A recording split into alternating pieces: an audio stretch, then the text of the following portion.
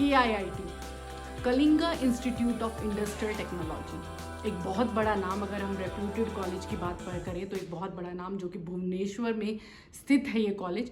और वहाँ पर एक ऐसी न्यूज़ सामने आई है जहाँ पर एक 21 साल की नेपाली लड़की, जिसका नाम बताया जा रहा है प्रकृति लामसेल, ने 16 फरवरी की रात को अपने हॉस्टल में जो है वो सुसाइड कर लिया। ये केस इतना ज़्यादा तूल क्यों पकड़ रहा है? क्या रीज़न था सुसाइड करने का? क्यों ये केस में सोसाइटी की मानसिकता जो वो बाहर निकल कर आई है? इंडिया की एजुकेशन सिस्टम पर सवाल खड़े हो रहे हैं और ये जो विवाद है वो इंटरनेशनल बॉर्डर जो है वो क्रॉस कर चुका है। नमस्कार दोस्तों, बहुत बहुत स्वागत है आपका मेरे चैनल वैरायटी टू वाइब्स में। आज इन सारे सवालों को लेकर जो है हम चर्चा करेंगे। KIIT की न्यूज़ को जो है वो अच्छे से समझेंगे, उसको कि हमारी सोसाइटी में क्या रोल है उसका। हम अब तो KIIT Kalinga institute of industrial technology में जो ये बीटेक की छात्रा थी, यानी कि 3rd ईयर बीटेक की ये पढ़ाई कर रही थी, प्रकृति लामसेल जो है वो नेपाल से थी और उन्होंने 16 फरवरी को रात में सुसाइड कर लिया। रीज़न बताया जा रहा है कि उनका एक रिलेशनशिप था अद्वित श्रीवास्तव थे, जो कि लखनऊ के एक BJP लीडर यानी कि पॉलिटिशियन के बेटे बताए जाते हैं। उनके साथ इनका जो अब्यूसिव रिलेशनशिप था और उनके चलते इन्होंने जो है वो सुसाइड कर लिया। अब यहाँ पर हम 2-3 चीज़ों पे बात करेंगे। सबसे पहली चीज़ पे तो हम बात करने वाले हैं कि जो है उन्होंने ये सुसाइड किया क्यों। जैसे कि मैंने बताया कि अब्यूसिव रिलेशनशिप था और उन्होंने इसके बारे में 1 महीना पहले कंप्लेन भी की थी अपने ही कॉलेज में, लेकिन उस कंप्लेन को सब लोगों ने खारिज कर दिया और ये बोला कि क्या फ़र्क पड़ता है, कोई बात नहीं, ऐसा तो सब चलता ही रहता है। उस लास्ट में उसने 16 फरवरी को जब उसका जो पेशेंस ख़त्म हो गया तो उन्होंने सुसाइड कर लिया। अब ये केस जो वो इतना तूल क्यों पकड़ रहा है? क्या सिर्फ इसलिए क्योंकि ये इंटरनेशनल बॉर्डर का केस है, यानी कि दूसरी कंट्री का केस? तो सबसे पहले जब उनके सुसाइड हुआ, अगले दिन जो है सारे के सारे जो नेपाली छात्र थे, जो कि 40,000 छात्र बताए जाते हैं उस कॉलेज में जो पढ़ रहे हैं बीटेक की पढ़ाई, और ये बताया जा रहा है कि वो 40,000 छात्रों में से जो छात्र कुछ प्रोटेस्ट कर रहे थे हॉस्टल में और चाहते थे कि जो अक्यूज है उसको सजा मिले और ये जो केस है उसकी FIR हो। बट समझिए कि कॉलेज ने क्या किया, यानी मैनेजमेंट ने क्या किया। मैनेजमेंट की बात करूं तो उस रात हॉस्टल वार्डन और एक प्रोफेसर ने उन बच्चों को ये बोला कि तुम तो नेपाल के हो, तुम्हें तो हम खाना खिलाते हैं, तुम्हारी तो GDP भी बहुत ही कम है, तुम तो गरीब देश हो। सोचिए, इस तरीके से उनको रेसिज्म का भी शिकार होना पड़ा। और यहीं तक नहीं दोस्तों, उनको रात में ही बस में बिठाकर, जैसे हम उस तरीके से उनको बिठाकर बस में, और वो कटक रेलवे स्टेशन पर पटक आए और बोले अब अपनी कंट्री चले जाओ, अब इंडिया में तुम लोग नहीं पढ़ सकते हो। तो मुझे समझ में नहीं आ रहा उनका फॉल्ट क्या था। क्या सिर्फ इतना कि वो अपनी दोस्त के लिए प्रोटेस्ट कर रहे थे, वो मार्ग बंद कर रहे थे ये बोलकर कि हमारी दोस्त को इंसाफ दो? इतना दोष होने की वजह से उनको आपने रात में बस में बिठाकर और बोला अपनी कंट्री में चले जाओ? समझिए दोस्तों, अगर अमेरिका जैसा पावरफुल कंट्री, अगर हम बोलते हैं कोई मिड लेवल का कॉलेज में हमारे यंग इंडियंस पढ़ रहे हैं और वहाँ पर किसी एक यंग इंडियन के साथ जो है कुछ गलत हो जाता है और बाकी यंग इंडियंस अगर आवाज़ उठाते हैं, हम तो प्रोटेस्ट कर रहे हैं, हमारे दोस्त को इंसाफ दिया जाए, और अमेरिका रातों रात बोले कि हम तुम्हारी बात नहीं सुनेंगे, हम एड्रेस भी नहीं करेंगे प्रॉब्लम, और तुम अब अपना बस्ता बंद करो और निकल जाओ इंडिया, क्योंकि इंडिया तो गरीब है, इंडिया तो डेवलपिंग कंट्रीज है, हम तो डेवलप्ड है, हम तो पावरफुल कंट्री है। तो सोचिए इंडिया के लोगों की वहां पर मानसिकता क्या आएगी। हमारे छात्रों के साथ किया क्या? हमारे सारे छात्र जो हैं वो बिठाकर इंडिया में भेज दिए। वो तो पढ़ने गए थे, और वही लोग जो हैं उनमें से बहुत लोग ऐसी मानसिकता के भी होंगे कि वही लोग जो है, क्योंकि नेपाल हमसे कम GDP के लिए है, तो नेपाल को गुनहगार बोल रहे हैं कि नेपाल तो कम है, नेपाल की तो GDP कुछ नहीं है, वो तो पुअर कंट्री है। तो सोचिए मानसिकता देखिए, अगर अपने पे पड़ती है तो इनको सब समझ में आता है, लेकिन जब दूसरी कंट्री के बच्चे की बात हुई तो इन्होंने पल्ला झाड़ लिया। अब अपनी कॉलेज की रेपुटेशन को बचाने के लिए इन्होंने एक और जार से कि प्लीज़ हम रिक्वेस्ट करते हैं कि जितने भी नेपाली स्टूडेंट्स हैं, मतलब वो उनके लिए खोल दिए दरवाजे, अब आके आप पढ़ लो, ठीक है। अब जब उनके फादर, यानी कि अब बात करते हैं पेरेंट्स की, जब पेरेंट्स को ये खबर दी गई कि उनकी बच्ची ने इस तरीके से सुसाइड कर लिया और FIR भी नहीं कर रही है पुलिस, और पेरेंट्स को बुला भी नहीं रही, उससे पोस्टमार्टम के लिए भी भेज रही है बॉडी। ये सब हो रहा था। उसके बीच जब ये पेरेंट्स पहुंचते हैं और पेरेंट्स पहुंचने के बाद जो है वो नेपाल के पीएम ने भी प्रेशर बनाया, क्योंकि ये नेपाल के भी संसद में टॉपिक उठ चुका था। आप रेसिज्म की बात कर रहे हो, आप इंटरनेशनल बॉर्डर्स की बात कर रहे हो, तो वहां की वो कंट्री चुप तो रहेगी नहीं। उनके पीएम ने भी विवाद उठा दिया है। उनके पीएम ने अपनी एम्बेसी, जो कि नेपाल की एम्बेसी दिल्ली में स्थित है, वहां एम्बेसी से उसने 2 लोग जो वो भेजे घटनास्थल पर और पूछवाया कि ये क्या मामला है।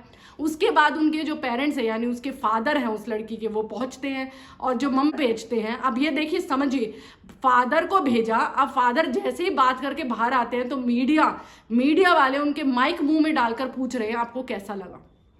सोचिए कैसा लगा।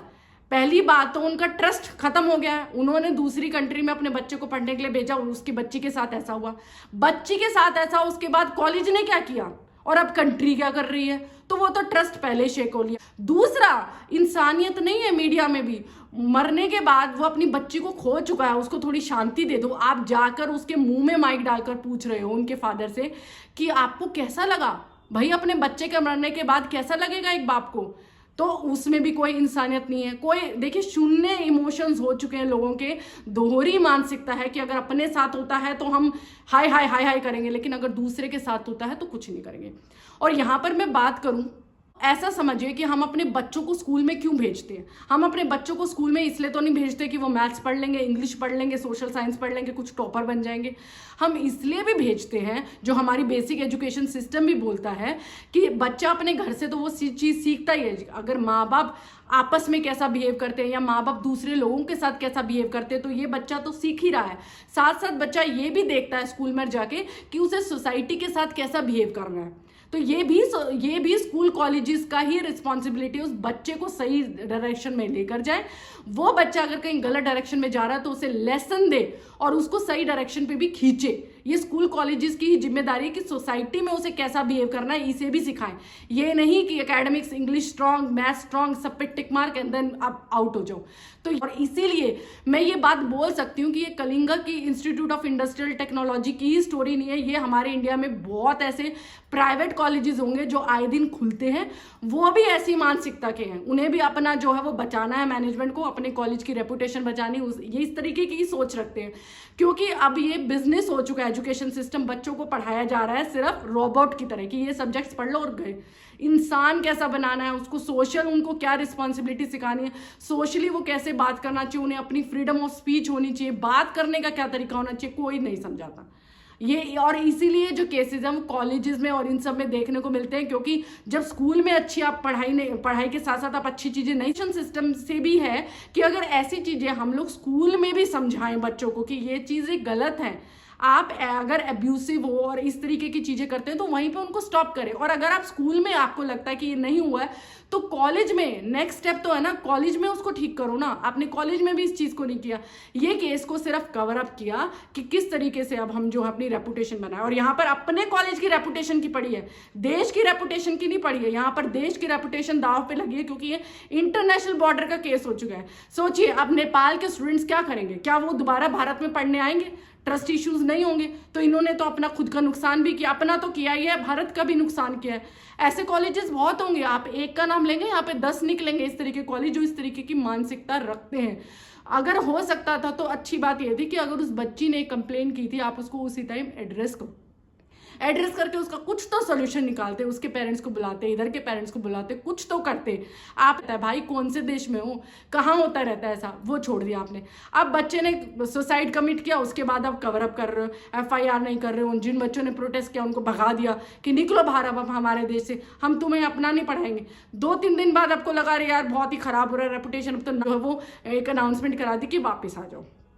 तो भाई एजुकेशन सिस्टम जो है वही गड्ढे में नजर आ रही है कि आप एक बच्चे को एक अच्छा इंसान बनाने पे ध्यान नहीं दे रहे हो, आप सिर्फ वो सब्जेक्ट्स पे टिक कर रहे हो कि अच्छा टेक्नोलॉजी आ गई, ये आ गई, ये आ गई, अब आगे चलो जॉब के लिए तैयार है। भाई थोड़ा सा आप सोशल रिस्पॉन्सिबिलिटीज भी फील करो, उसको सही इंसान बनाओ। अगर वो गलत राह पे भी निकला उसको सही करने का भी आपकी ड्यूटी है, स्कूल की है, कॉलेजेस की ड्यूटी है, घर में तो है ही, पेरेंट्स की है, बिल्कुल है पेरेंट्स की भी, और वो करते भी हैं।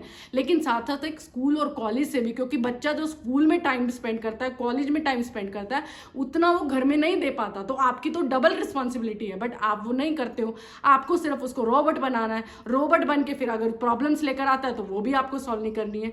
तो मुझे लगता है अगर आपको मेरी इन बातों से एग्री करते हो कि आपको लगता है कि एजुकेशन सिस्टम में ही प्रॉब्लम है और ये सिर्फ एक इंस्टीट्यूट की प्रॉब्लम नहीं है, ऐसे कई निकलेंगे, किसी और के साथ होता वो भी यही कवर अप करता, वो भी ये प्रॉब्लम्स को सॉल्व नहीं करता, वो भी बोलता कि छोड़ो ना, ये बात से एग्री होते। तो प्लीज मुझे कमेंट में बताइए कि आप क्या सोच रखते हैं। आप चाहते हैं कि इंडिया का एजुकेशन सिस्टम बदले, सिर्फ रॉबर्ट्स ना बनाए बच्चों को, सोशल उनको कैसे बिहेव करना है एक दूसरे से, बड़ों से, ये चीज भी उनको समझाए। एक सब्जेक्ट ही लगा लो यार कि सोशल बिहेव कैसा करें, क्योंकि बच्चे नहीं सीख रहे हैं। जो आजकल की जनरेशन है वो जिस तरीके से बात करती है वैसे नहीं सीख रहे हैं। तो अगर आपको लगता है, एग्री करते हो, तो प्लीज़ मुझे कमेंट करके ज़रूर बताइएगा। आपको ये वीडियो कैसी लगी, अगर अच्छी लगी तो प्लीज़ इसको लाइक करिए, जितना हो सके शेयर करें। And thank you for watching.